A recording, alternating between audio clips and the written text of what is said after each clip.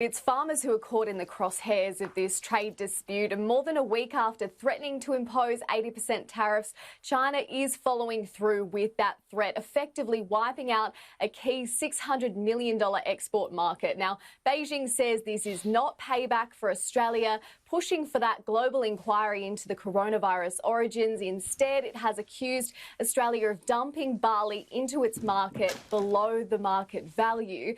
Now, that's a claim that's serious in the trade sphere and one that the federal government strenuously denies. In a statement, the Trade Minister Simon Birmingham says Australia is deeply disappointed with China's decision to impose duties on Australian barley. We reject the basis of this decision and will be assessing the details of the findings while we consider the next steps. Pete, one of those next steps is likely to be an appeal at the World Trade Organisation. Yeah, that could take a long time to see through, though. And Eliza, meanwhile, still with China, and Australia's push for an investigation into the COVID-19 outbreak has received widespread backing, including from China.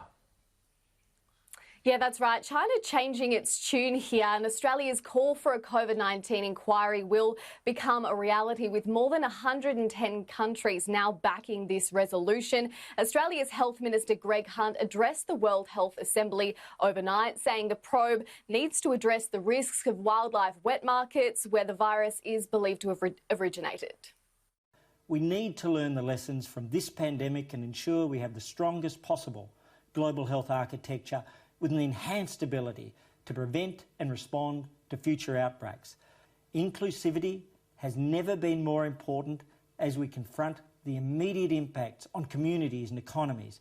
It is essential that no populations or potential partners are excluded.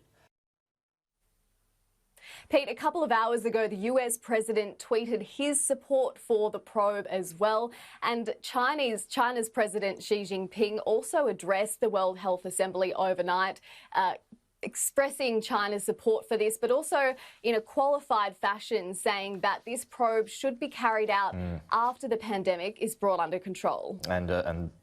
China supports the idea of a comprehensive review of the global response to COVID-19 after it is brought under control, to sum up experience and address deficiencies.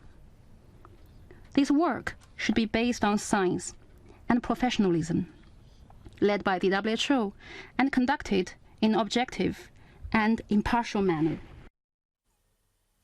So, Pete, a big win for Australia on the world stage, but it is a compromise of sorts. The review will be carried out by the World Health Organisation.